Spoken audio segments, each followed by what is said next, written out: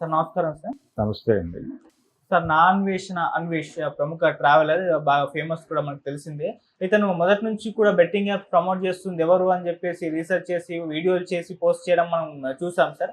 ఈ నేపథ్యంలోనే ఇప్పుడు నాగార్జున గారి పైన ఈయన సంచలన ఆరోపణలు అయితే చేయడం జరిగింది. అంటే బిగ్ బాస్ కంటెస్టెంట్స్ అందరూ కూడా ఉగ్రవాదులకు చెందిన బెట్టింగ్ యాప్స్ ప్రమోట్ చేశారు. వాళ్ళందరికీ మరి నాగార్జున గారు ఏ విధంగా మద్దతు తెలుపుతారంటూ ఈయన ఒక వీడియో చేసి పెట్టడం జరిగింది. ఇప్పుడు అది విపరీతంగా వైరల్ అయిపోతుంది. కొంతమంది నాగార్జున గారి అభిమానులు అయితే హట్ అయిపోయి కామెంట్స్ కూడా చేస్తున్నారు, నువ్వేలా చెప్తావు అన్నట్టుగా. సార్ ఏం జరుగుతుంది, మన నాన్ వేష్ కామెంట్స్ ని ఏ విధంగా చూడొచ్చు అంటారు సార్? అంటే ఒక రకంగా థంబ్నైల్ టెర్రరిజం అని ఒకటి జరుగుతోంది. భారతదేశంలో కాదు, ప్రపంచవ్యాప్తంగానే నడుస్తున్నటువంటి ఒక వ్యవహారం. థంబ్నైల్ టెర్రరిజం అనొచ్చు దీన్ని నిర్మోహమాటంగా. అలా నాగార్జునని దాదాపుగా పాకిస్తాన్ మనిషిగా ముద్ర వేస్తూ, ఆయన భారత వ్యతిరేకిగా ముద్ర వేస్తూ, ఆయన్ని వెంటనే ఉరి తీయాలి, లేకపోతే కాల్చి చంపేయాలి అన్న లెవెల్లో థంబ్నైల్స్ పెట్టి ఈ వార్తని గత వారం రోజుల నుంచి సర్క్యులేట్ చేస్తున్నారు. ప్రధానంగా ఈ కాశ్మీర్లో ఆ ఇన్సిడెంట్ జరిగిన తర్వాత, 27 మంది మరణాలు సంభవించిన తర్వాత దీనికి ఒక ప్రాధాన్యతనిచ్చి బాగా పుష్ చేస్తున్నారు. జనంలోకి వెడుతోంది. జనం ఏంటనే ఒక క్యూరియాసిటీ చూస్తున్నారు. అయితే ఇక్కడ ప్రధానమైన గొడవ ఏంటంటే, ఇప్పుడు ఎలాగైతే ఎండార్స్మెంట్లు చేస్తున్నటువంటి సినిమా వాళ్ళ మీద పడి గొడవ చేస్తున్నారు, మహేష్ బాబు, అలాగే అల్లు అర్జున్, అలాగే శ్రీలీల, వీళ్ళందరూ ప్రస్తుతం లిస్టులో ఉన్నారు. ఈ ఎండార్స్మెంట్ల తాలూకా ప్రకటనల తాలూకా గొడవ, కొంతమంది బయట నుంచి గొడవ చేస్తున్నారు, కొంతమంది కోర్టుల్లో కేసులు వేస్తున్నారు, అదొక గొడవ నడుస్తోంది. ఇది నడుస్తున్న టైంలో ఇప్పుడు నాగార్జున ఇష్యూ కూడా దాదాపు ఇలాంటిదే. ఆయన బిగ్ బాస్ షోలో కంటెస్టెంట్లుగా పిలుస్తున్నటువంటి వాళ్ళకి బయట రకరకాల వ్యాపారాలు ఉన్నాయి. అంటే వాళ్ళు పాపులర్ అయ్యారు, ఒక ఏరియాలో పాపులర్ అయిన వాళ్ళని పిలుస్తున్నారు అక్కడికి. ఈ ఒక ఏరియాలో పాపులర్ అయిన వాళ్ళని బిగ్ బాస్ షోకి పిలవడం మాత్రమే కాదు, చాలామంది మా ప్రకటనలు చేయండి, మా ప్రోడక్ట్స్ని మీరు ఎక్కడో చోట ప్రమోట్ చేయండి అని అడుగుతున్నారు. ఇది కూడా ఆర్థిక లావాదేవీనే. బిగ్ బాస్కి ఎందుకు వస్తున్నారు? డబ్బుల కోసమే వస్తున్నారు. బిగ్ బాస్ షోకి వెళ్ళటానికి ఒక 6 నెలలు నిలకడగా గనక జనాల్లో ఒక గందరగోళం క్రియేట్ చేస్తే బిగ్ బాస్ షోకి పిలుస్తారు అనేది ఒక ఫార్ములాగా మారి చాలామంది ఆ కసరత్తులు చేస్తున్న వాళ్ళు చాలామంది కనిపిస్తారు. వాళ్ళు సక్సెస్ అయ్యి బిగ్ బాస్ షోలో మెరుస్తున్నారు కూడా. ఇదొక ప్రోగ్రాం నడుస్తోంది ప్రస్తుతం సమాజంలో.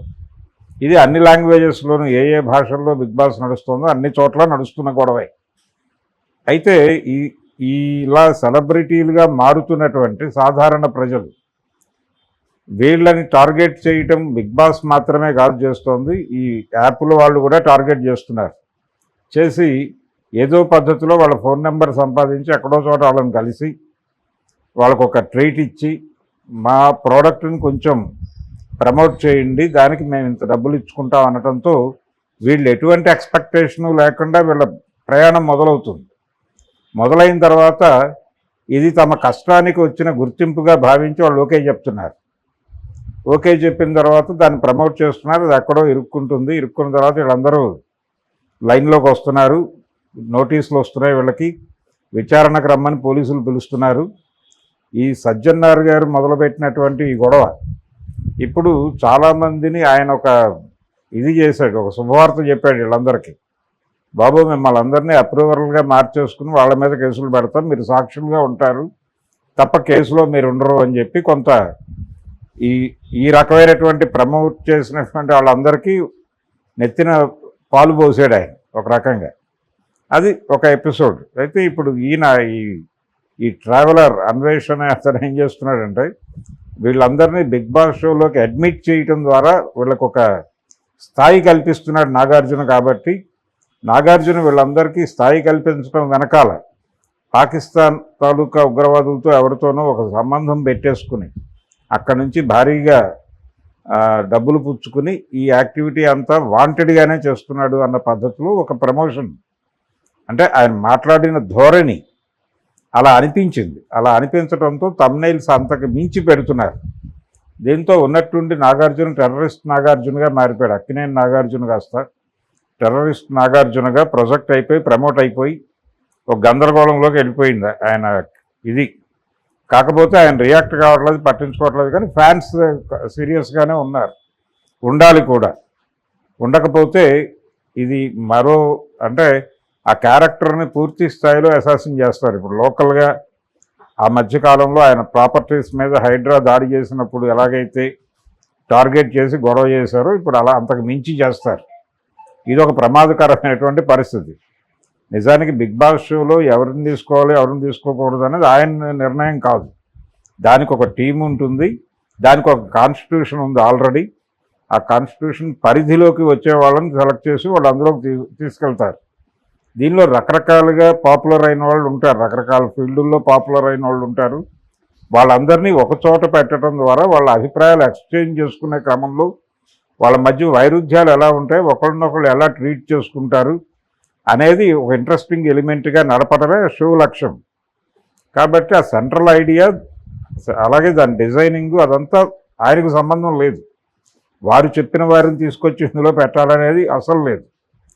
ఆయన జస్ట్ కాల్ షీట్ ప్రకారం వెళ్ళి అక్కడ వారు ఇచ్చిన స్క్రిప్ట్ ప్రకారం అభినయించి ఆ డబ్బులు తీసుకుని వచ్చేస్తాడు అంతే, అంతకుమించి వేరే లేదు. అయితే ఆయనకి ఒక యాడెడ్ అడ్వాంటేజ్ ఏంటంటే అది అన్నపూర్ణ స్టూడియోస్లోనే జరుగుతోంది కాబట్టి అదొక వ్యాపారం, ఇదొక వ్యాపారం. నాగార్జున్ని పెట్టుకోవడం వల్ల వాళ్ళకి వేరే ప్లేస్ వెతుక్కునే అవసరం లేకుండా అన్నీ అక్కడే జరిగిపోతున్నాయి. ఈ కంటెస్టెంట్ల గొడవ వీళ్ళని ఎలిమినేషన్ చేసినప్పుడు అక్కడ అన్నపూర్ణ స్టూడియోస్ దగ్గర జరుగుతున్న గొడవలు ఇవన్నీ కూడా చూసాం మనం. కాబట్టి నాగార్జునకి స్ట్రైట్ అవే ఉగ్రవాదులతో సంబంధాలు ఉన్నాయి. ఈ మాటలన్నీ చాలా దుర్మార్గంగా మాట్లాడేస్తున్నారు. అంటే ఆ రకమైనటువంటి షాడో వేయటం కూడా కరెక్ట్ కాదు. ఇప్పుడు జరిగింది దురదృష్టకరమైనటువంటి సంఘటన. ఆ సంఘటన నేపథ్యంలో ప్రతి ఒక్కరికి సానుభూతే ఉంది. నిజానికి మొన్న చంద్రబాబు నాయుడు గారు, చిరంజీవి గారు కలిసి పాల్గొన్న ఒక ఈవెంట్ చూసాం మనం. నారాయణ గారి డాటర్ నిర్వహించినటువంటి కార్యక్రమం. ఆ కార్యక్రమంలో ఒక పుస్తకావిష్కరణకు వచ్చారు వాళ్ళు. ఆ సందర్భంగా చిరంజీవి గారు మాట్లాడుతూ ఆయన ఓపెనింగ్ డైలాగే అడిగాడు, ముందు ఆ ఆథర్ని అడిగాడు, ఇక్కడ ఏదైనా కాశ్మీర్లో జరిగినటువంటి ఇన్సిడెంట్కి సంబంధించి శ్రద్ధాంజలి ఘటించడం లాంటి కార్యక్రమాలు ఏమైనా జరిగాయా, కండోలెన్సెస్ ప్రోగ్రామ్ అని అడిగాడు. అడిగితే లేదు అని చెప్పిన తర్వాత తను చొరవ తీసుకుని ఒక 2 నిమిషాలు మౌనం పాటిద్దామని చెప్పి అక్కడి నుంచి ఆ జరిగిన సంఘటనని ఖండిస్తూ ఓ తీర్మానాన్ని తనే ప్రవేశపెట్టి చొరవ తీసుకున్నాడు. అలాగే ప్రతి ఒక్కరూ వారి వారి స్థాయిల్లో ఆ సంఘటన పట్ల, ఆ జరిగిన పద్ధతి పట్ల తమ దుఃఖాన్ని వెల్లడించే ప్రయత్నం అందరూ చేస్తున్నారు. అనవసరంగా కొంతమందిని ఇందులోకి లాగి వాళ్ళకి ఏదో లింకులు ఉన్నాయన్న పద్ధతిలో జాతి మొత్తం అది చాలా దురదృష్టకరమైన సంఘటన అని భావిస్తున్న టైంలో దాంతో లింకు పెట్టి ఒక పాపులర్ ఆర్టిస్టుని బయటకు లాగటం అనేది నిజంగానే ఇబ్బందికరం. ఆయనకు కూడా ఒక ఫ్యాన్ బేస్ ఉన్నటువంటి హీరోనే. తెలుగులో నెంబర్ గేమ్ పక్కన పెట్టేస్తే ఒక ప్రముఖ తారల్లో నాగార్జున ఖచ్చితంగా ఒకడు. ఆయనకి ఈ మధ్య హిట్లు లేకపోయి ఉండొచ్చు గాక, కానీ ఆయనకంటూ ఒక ప్రత్యేకమైనటువంటి ఫ్యాన్ బేస్ ఉంది. అలాగే ఇప్పటికీ ఆయన సక్సెస్ఫుల్ కోసం ఎదురు చూస్తున్నటువంటి జనాలు ఉన్నారు. అటువంటి పాపులర్ స్టార్ని తీసుకొచ్చి ఆయనకేదో ఉగ్రవాదపు లింక్ అంటగట్టి ఆయన మాట్లాడిన దానిలో అది లేదు. అంటే వాళ్ళని తీసుకొస్తున్నాడు ఆ కంటెస్టెంట్లు అందరికీ ఎవరైతే ఈ బెట్టింగ్ యాప్లు ప్రమోట్ చేస్తున్నారో ఈ బెట్టింగ్ యాప్లు వెనకాల వాళ్ళు ఉన్నారు. వాళ్ళ వెనకాల ఉన్నటువంటి వాళ్ళు బ్యాక్ చేస్తున్నటువంటి యాప్ల్ని ప్రమోట్ చేస్తున్న వాళ్ళకి ఒక స్ట్రేచర్ కల్పిస్తున్నాడు ఈయన అని మాట్లాడేసరికి అది చాలు, మన వాళ్ళు వెంటనే అటాక్ ఇచ్చేస్తారు. ఆ రకమైన దాడికి గురవుతూ థంబ్నెయిల్ టెర్రరిజానికి బాధితుడు ఇప్పుడు నాగార్జున. సో నాగార్జున అభిమానులు అందరూ కూడా సీరియస్గా ఈ థంబ్నెయిల్ టెర్రరిజం మీద సీరియస్గా వాళ్ళ ప్రకటనలు చేయగలిగితే కొంతవరకు ఆగే